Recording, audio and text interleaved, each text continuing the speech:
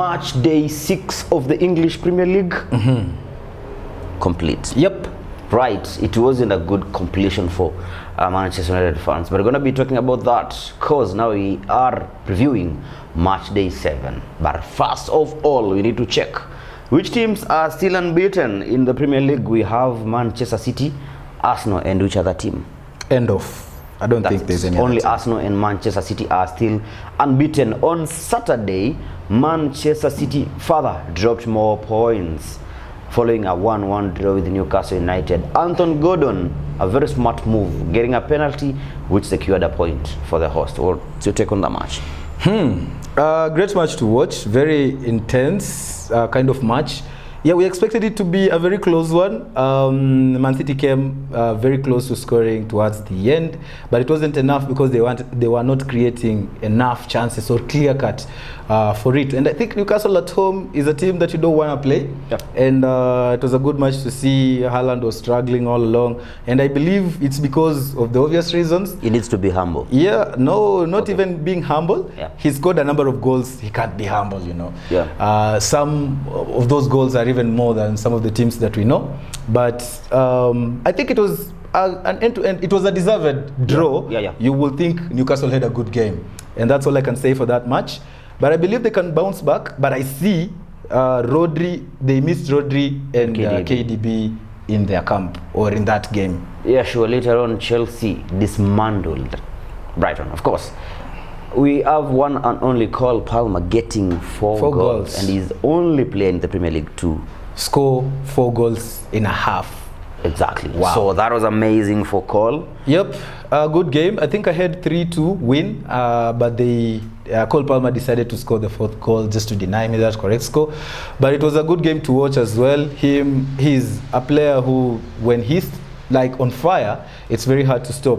And I think Chelsea are picking up. I think we have been sleeping on them because ever since they were beaten by Manchester City, they woke up and now they're doing way better. They are climbing up the ladder, and yeah, a win for them in the next match day would mean that they have a good chance even now to contend for the title. So I like, it's a good job Enzo is doing, Maresca is doing for Chelsea, and I'm so give credit so it's due. Chelsea are now on a good run. Mikel Arteta's men got back to winning ways, but I'll call it surviving a scare from Leicester City, a 4-2 victory. 2 late goals from Kai Havertz and 1 own goal, of course, ensured Arsenal grab all the 3 points at home. I actually was disappointed. I was watching this game with Alan, our fantasy expert, and I was just like, who sabotaged me? I wanted you guys to draw this game, but I kept telling him, you know what? I know you're going to get a corner and you're going to score. So I'm going to leave for you this game because it disappointed me. Right. At some point, I'll now mix Arsenal and Chelsea in this. I love how Chelsea, when they start scoring, they'll ensure that they score goals and create that gap. Arsenal got too comfortable with 2-0 lead. And of course, after conceding the first goal to make it 2-1, Leicester now are back to the game, and they kept on pressing and pressing until they got the second goal, which shocked them. They felt we can get a draw at the Emirates, but Arteta threw everything, and Arsenal are chasing and chasing and chasing until when a cross from, not cross, it was more of a cross from Trossard was put behind inside his own net by Ndidi, and that's it. Arsenal got 3-2 lead, and later on a goal from Kai Havertz. One controversial because people thought Kai Havertz was offside, but let me explain this. There are 2 things. You can be being in offside position is not an offense. You can be in offside position and it's not offense. How does it count? Now, that goal, actually it wasn't more of a goal scored by Kai Havertz. It knocked his feet and it went inside the net, and we count it as a goal scored by Kai. But then again, when cross was being was being delivered inside the box, Kai Havertz wasn't in offside position. But later on, when it was cleared, he was in offside position.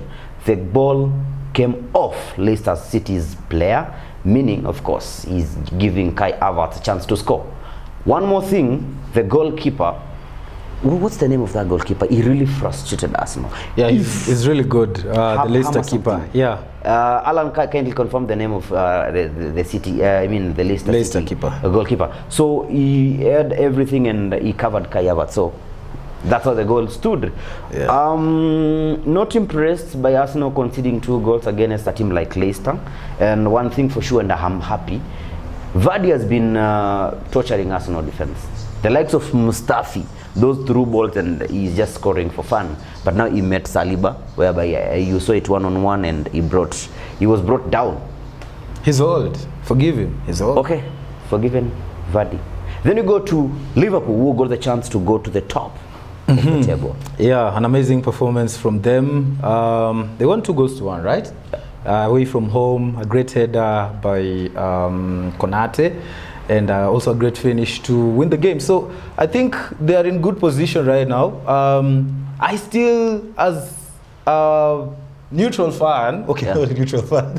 No. Chelsea and Liverpool. I'm still not putting them. I'm still not putting them in a very good position to call them favorites. Yeah.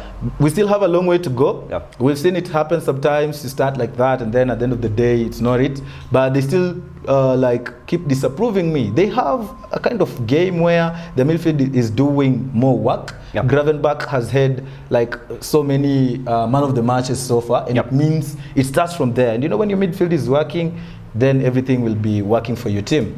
I'm concerned about Salah. He hasn't appeared on the score sheet for now, I think, 2 games.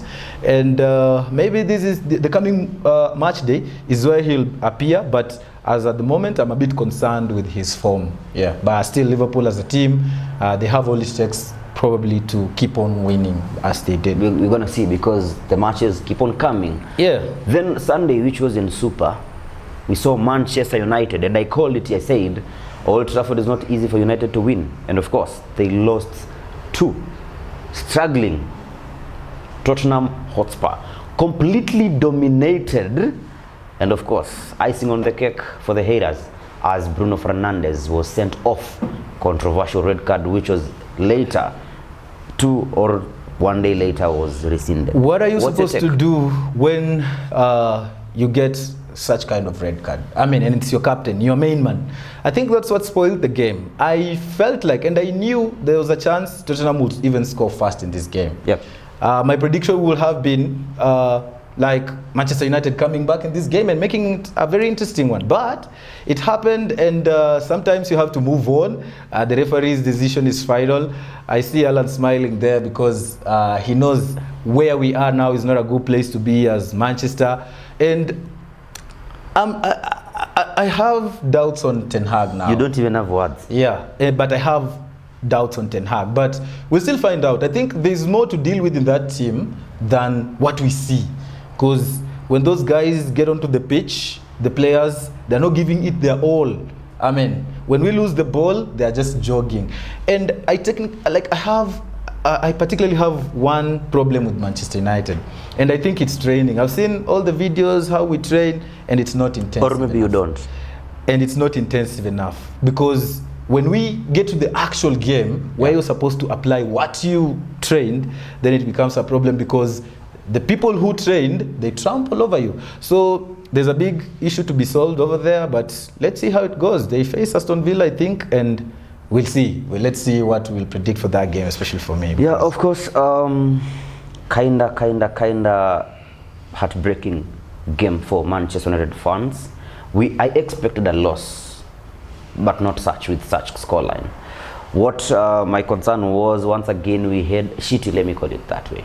Sorry to say, officiating once again in the Premier League. Bruno Fernandes sent off.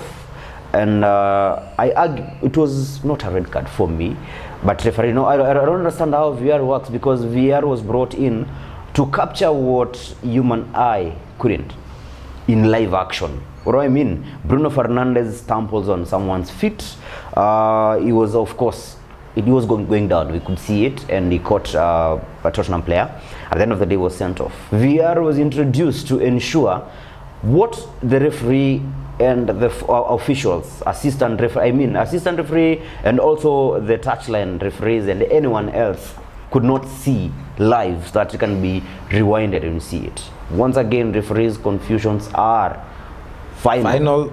And it is what it is. This continues, like, of course, I feel if Bruno Fernandes was in the game, maybe not. United could have staged a comeback. But then again, it keeps on haunting. So I remember I saw when United were denied a penalty, their previous game, was it against Tottenham? Crystal Palace. Crystal Palace. Yeah.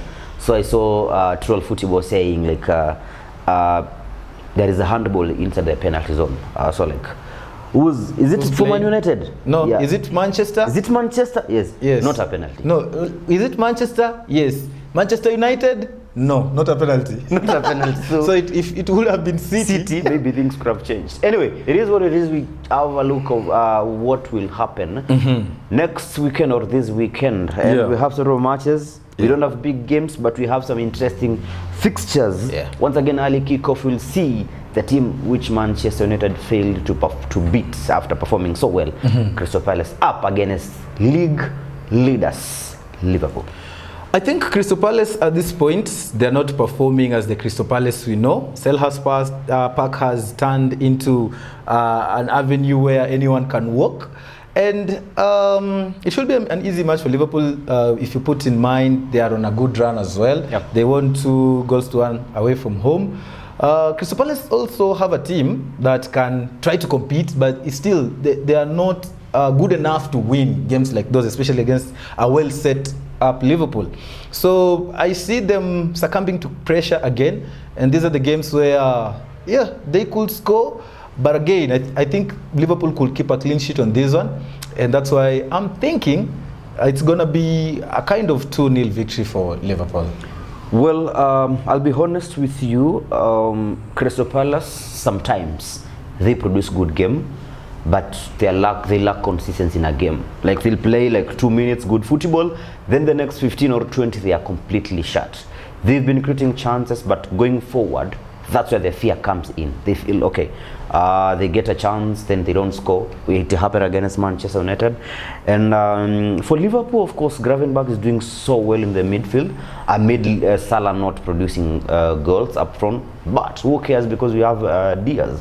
I feel Liverpool will continue with their good run just before the international break. Diaz once again on the score sheet, and this time Eze will deny Liverpool a clean sheet. So I'm going for a 2-1 victory for the Reds. Later on, that's early kickoff, okay? At around 5 p.m. East African time, the Gunners, the mighty Gunners, will be hosting Southampton. Before we go to that Gunners match, if it were Manchester United playing Crystal Palace at early kickoff, you would have said Ogopa nonsense. Yeah, because United is a nonsense club. All right, let's move on. I think we said it's easier fixtures for Arsenal after a very tough run away from home. They now face Southampton at home. We also thought Leicester was going to be an easy match. It turned out it wasn't. That is the Premier League. We understand it happens. But having a 2-goal lead in that kind of game, and then losing it for a team like Arsenal at this point, how they play, how the dark arts they put on the field, is quite unbelievable that another team, especially that is from Championship, managed to score 2 goals. But I think now it's the time to recap what happened in that Leicester game, defensive wise, and I'm sure they're going to lock it, because same to Southampton, they haven't been playing so well. In the last game, I think they drew Ipswich, a team which they came with from the Championship, and now going to Emirates is going to be very hard for them. So again, Arsenal is not that team this season which is going to score so many goals like they did last season. I think their model this season is based on defending more, and I think in this game they're gonna put up a masterclass, and I think they're gonna win this. They're gonna score at least 3 goals, and that's why I'm thinking this time they're gonna score 3, and Soton, no disrespect, but they might not be able to score in this one. So 3-0 victory for Arsenal. Right. Close end to match is what my prediction would be in this match. Just to mention, Mikel Merino is back. He featured against PSG. when Arsenal beat PSG 2-0 in the Champions League. And I'll talk about tactics. Allow me to say Merino is back, but I wouldn't give him chance to start against Southampton over the weekend. So I'll continue with Trossard playing as number 10. He's coming in so well. We've seen it against, let's say, in the midweek against PSG. He played so well, even to a point of actually, did he score? No, he didn't. With the creativity Arsenal have, courtesy of Trossard, I expect them now to create more chances, and they'll score against struggling Southampton, because it's a team which hasn't performed as the way we expect it to happen. Another pick will be Calafiori. Calafiori, a very good fullback, but he lacks pace. For such matches, I'll give him that chance to play, because I don't expect a lot of chances created by Southampton. And I'll agree with Werimo. Arsenal will score at least 3-4 goals against AFC Bournemouth. Not so sure I should pick your 3-0 or 4-0. You said which team? Sorry. Which team are Arsenal play? Southampton. Okay. So I feel they'll score. They have everything. Kai Havertz once again is rediscovering form in front of the goal. Saka scoring also in the Champions League. I expect them to score goals. So I'll give Arsenal 3-0 victory. Another clean sheet for David Raya, who conceded some silly goals over the weekend. Then later on, there is something we didn't mention. I just remembered. Everton picked their first ever victory of the campaign. Yeah, it could be the first of many, because they play Newcastle, I think, in this match day, and it will be interesting to see. Newcastle away from home, difficult. I think a draw. I would go for a draw of 1-1. Right. Now Fulham will be traveling to Etihad, and the question is, we've seen Arsenal pick a point. We saw Ipswich score early in the match. Do you think Fulham can get something, or City will demolish them? It's a question easily answered, especially because the game is being played at Etihad. If it were away from home, you would give Fulham a chance. But in this one, I don't think so. Manchester City are still superior in every way. They have all the players. They can, even with or without Rodri and KDB, they can still win their matches. And I think in these kinds of match, last time out, I think when they played Fulham, they won around 3-1.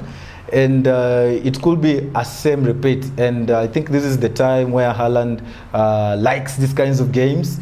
He likes those home games where they create a lot of chances. They have a lot of confidence playing at the Etihad. And I see a replica of that kind of scoreline, and I'm going to go for a 3-1 victory for Manchester City. Right.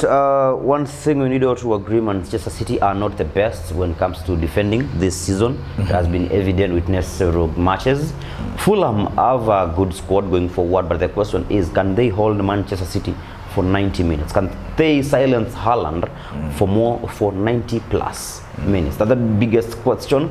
And I think City will get back to winning ways after dropping 4 points from possible 6 in the Premier League. Haaland is likely to return to score sheet once again. And something which is interesting is how this Savinho guy keeps on improving and playing so well. Phil Foden in the Champions League did an amazing job, and I think now City will get that confidence going forward, though it comes to the wrong time when the teams are going on international break, which is likely to disrupt their momentum and also players pick injuries. We're hoping for the best, of course, going to the international break. Manchester City, I see it to being a close game. Fulham, now when you look at their matches, they are not conceding some silly goals like the Fulham we saw last season. So I'm giving them a 2-1 win. City, not Fulham. Right, then you had mentioned about Everton against Newcastle United, so I will not be going there. So on Sunday we have 3 good games, and the first match will see Aston Villa. Unai Emery hosts struggling Man United. Well, afternoon matches have not been always the best for Manchester United. Do you want to play in the morning? And we can play in the evening, okay. Still allowed. Even in the morning, And you know, actually in UK, when they play early kickoff, it's usually in the morning hours. Yeah. Thought you should know. So I think it's a good game to be looking forward to as a neutral fan, not a Manchester United fan. Not me, as a neutral fan. Relax. It looks like you're leaving United. Okay. The English is too fast. No. Relax. Okay. You are running away from your I was team. saying Manchester United versus Aston Villa is an interesting match to watch for a neutral fan. However, for us, it's a very crucial game because we've lost a lot of points, and it's another game in which if we drop all the points, it's going to be trouble for us. And I think the whole setup of how Manchester United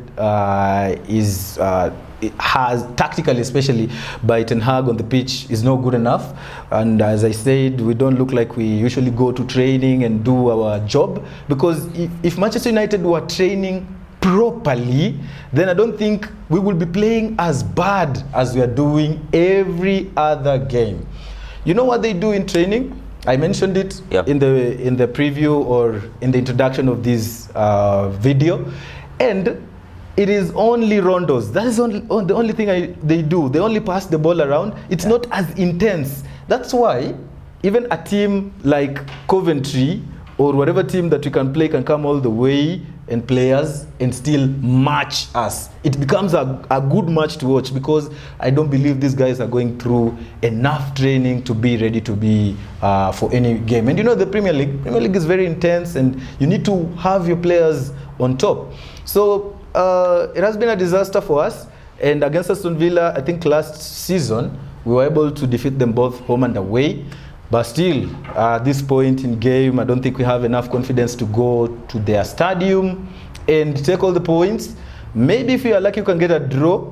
But this is the first time I'm seeing another disaster class, because I am not even like at this point trying to be confident enough to say that we can get win. a point. Yeah, yes. win. So there's a possibility of Aston Villa scoring 2 or more goals in this game, and it will be upon us. If we can score 2, all right. If we can't, then they're going to win this game around 3-1 or 2-1. That's my take for that game. I love it. But that's true. That's what we think. I love it. Call facts as you see it. I love it, bro. Manchester United, in short, Wirumu is telling you guys you don't have the capacity to compete at top level. And that's why he said Coventry is better than Manchester United. That's what you said, right? You said Coventry can come all the way from League 5 to come and beat Manchester United, which Manchester United, once again, they are a team. Now let's get serious. This is not banter. Manchester United is a team which is playing without any intent. They're just there. Kick the ball. At the end of the day, we'll get paid. We've seen it, and the club is confused. The players are confused. They don't know where to be. They don't know where to run. They're just there. Kobe Mainoo is a player which we saw last season play so well. He's totally a different human being. Bruno Fernandes, I saw Bruno Fernandes in Tottenham game when he was receiving the red card. And United will continue to struggle until Erik Ten Hag is dismissed as Manchester United head coach. There is no direction. The starting 11 confused when they go for substitute. Like, come on, we are chasing. Now we are 2 goals down and you get a red card and you bringing attack. What for? You need to control the damage. Tactics and Ten Hag, they never go together. Is water and oil. They never mix.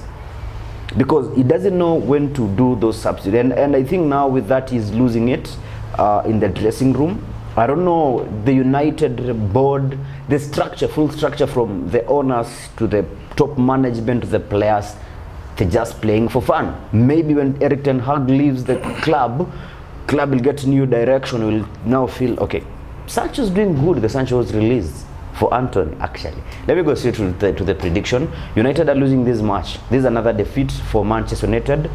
And then it will make things even worse for the club. And I see Aston Villa at home getting a 2-1 victory. Then another match where I love it. I love it, I love it, bro. Your time is coming. It's okay, it's okay. Well. Let me enjoy for now. Yeah, enjoy as it lasts. Right, Nottingham. But you know, the problem is you're enjoying with no much success. You need to work yourselves up, by the way. You see, let me tell you one thing. And Ole Gunnar Solskjaer has been linked to the return. Would you pick him? Nope. Okay. I will still stay with Ten Hag. Rock, Ole Gunnar Solskjaer linked to the return to Manchester United. Can you consider him? No. Okay. Whatever. Yeah. Ole Gunnar Solskjaer understood what United needed, and he once said, "I'd rather finish number 3, number 2 in the league, and go trophyless. When I win Carabao Cup, it will fool the squad, it will fool the management, it will fool fans. We are doing good." But you know what sacked him? Missing out to win that Europa League final against Villarreal. Exactly. So it is a double-edged sword. You can't just say you don't have to win trophies, you need to finish second every time. I'm saying when you win a trophy like EFL Cup, this is a cup where Coventry is featuring. So it leaves you feeling like now you over-celebrate and you forget we need to perform. Surely, everybody knows United won FA Cup because they played against a drunk City. Anyway, we'll see. Are you the one who sold them alcohol? I have photos. I have photos of Rodri and right. Let's check Chelsea. Rodri and we don't have a lot of time. We don't have a lot of time. Right. Forest will be who got their first defeat. Yeah. Will be away at Stamford Bridge up against. Let's say this team has a flowing football. Chelsea just scoring for fun. What do you think? I think it's a great game also to look forward to, maybe as a Chelsea fan, because if you are a Chelsea fan, that's what I mean, because they're on a good run. They are now expecting to have a bigger run in these kinds of games. And yeah, I'm not going to talk much about the tactics because Nottingham at home should be a match where Chelsea are taking the 3 points easy. Although at home we've seen somehow they struggle against other teams, like let's say how they drew 1-1 against is it Crystal Palace. So for them, I think they'll be looking forward to winning again in this one though, because Nottingham as well, they have been a solid team but not very solid enough to go to Stamford Bridge and maybe take all the 3 points. So I'm impressed with Sancho, one of my favorite players when he was at Manchester United, although he wasn't performing to that level. I think he's now in the system where he can perform, and he's making actually Cole Palmer play even better, because how they play, how they interlink is just like very good to see, very smooth. So I'll go direct to the prediction. I think in this game, Chelsea is not that team which can keep a clean sheet.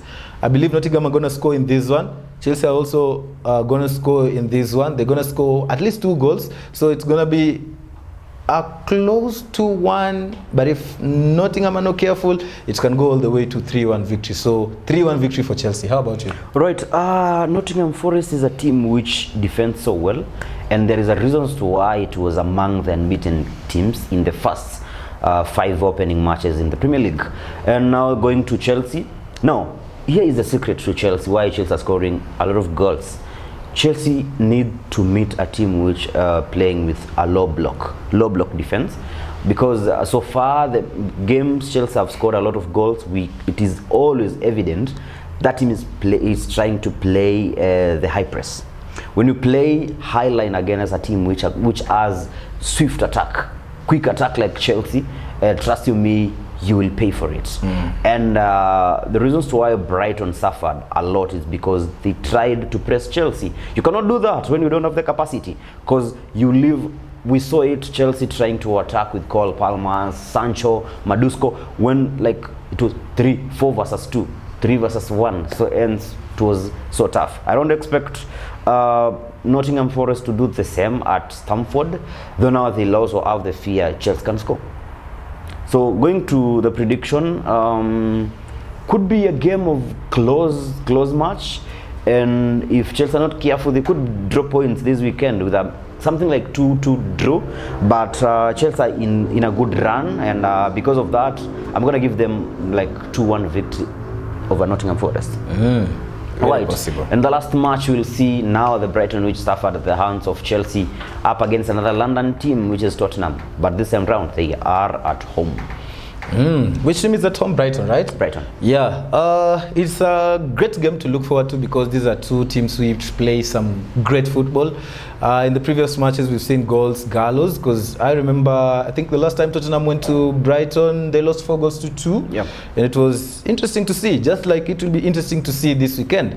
And yeah, Brighton have been a good force this season so far. Some of the games they've been able to draw, I think, until Chelsea were able to score more against them and win. So I'm expecting Brighton to score in this match. And so is Tottenham as well, because the way they play, the way they create chances is a team which you cannot rule it out to scoring. So in terms of prediction, Tottenham, you know, is also a team which always can switch off. After winning 3-0 against Manchester United, they will come into this game and you will see a different Tottenham again. But when I say they're going to score, I mean this game is going to be end-to-end. And that's why for prediction, I'm going for a draw. So it can be a game which has 4 goals. 2-2. 2-2 for all the teams. So that's my prediction. How about you? Well, I agree with you when you say Tottenham know how to lose matches when it doesn't matter. They played good football. It's a totally different team I saw against Manchester United. Building the ball from the back, the midfield controlling it so well, and to a point of finishing where there was no Son, but is likely to return. I don't see Brighton beating Tottenham. The Brighton style of football, I think they're big players right now. They're not performing, and now Tottenham feel now we get another chance of securing yet again 3 points away from home. They cannot keep a clean sheet. Of course, they did against United. This is not United, but Brighton. I see Brighton scoring in this match and Tottenham getting the maximum points. A 2-1 victory for Spurs. That's all for match day 7. We go to kick tip. Yeah, I actually had forgotten about kick tip, yet I was kicking some people's asses here. Right. And you predicted Manchester United to lose when you... Who? You or me? You said United to... Do you know in that kick tip for match day 6, I'm the only person who picked points against Manchester United. Yeah, everyone had Manchester United to win or draw. Win or draw. Yeah, so I gave them Tottenham a 2-1 victory. All right, looking onto kick tip, all credits go to a guy called Mavhetha for match day 6 because he garnered 19 points, a whopping 19 points. I think the second person had 14 points for the match day, which is a very good performance. And that made him jump all the way to number 3 overall. And then, as usual, we have the top 5. Let's see who we have. Number 1, as you can see on the screen, is one and only Martin. But Martin, if you're watching this, you should be very careful. He dared us something. You should be very careful because the gap between you and number 2 is 2 points. Number 2 is Vincent with 74 points. Number 3, Mavhetha, with a very good performance in match day 6, all the way with 73 points. Number 4, we have the legend, the one and only Brian, and number 5, we have Josephat. So yeah, we'll also have this link in the comment section, so make sure that you join our kick tip and play. Of course, in future, as we go by, we're going to have prizes for this. Yeah. And this is just like for now, we're doing it for fun to see who got the football knowledge out there. Yeah, massive improvement on your side. Like you moved to top 4 now. But what hurt me, Binta Major. Yeah, Binta Major did not play actually. Has not been playing. Yeah, he has not played for the last 2 match days, and he dropped to number 7. So when you join this kick tip, make sure that you keep playing regularly. But it is what it is. We will always have the players who are playing, and that's why we'll always mention the top 5 here. And congratulations to you, Mavhetha, Martin, and Brian. For the rest, you can congratulate yourself. Yeah. So yeah, you can also remember to hit a like on this video because we appreciate you. Remember to tell us where you're watching from, and especially the biggest match of the weekend looks like it's between Aston Villa and Manchester United. No. It is. Yes, very it is. Easy fixture for Aston Villa. Yes, it is because it's very unpredictable. No. So make sure you drop comments so that we know who gets it right. We will also have that on our Facebook and all all other socials. So remember to follow us on all our socials as well. All the links in the first comment of this video. So it has been a pleasure. Up to this point, if you're watching, you are our OG, you are our legend, and we appreciate you so much. So until after the international break, it's me, Brian, Vincent, and this is the Liquid Sports Show.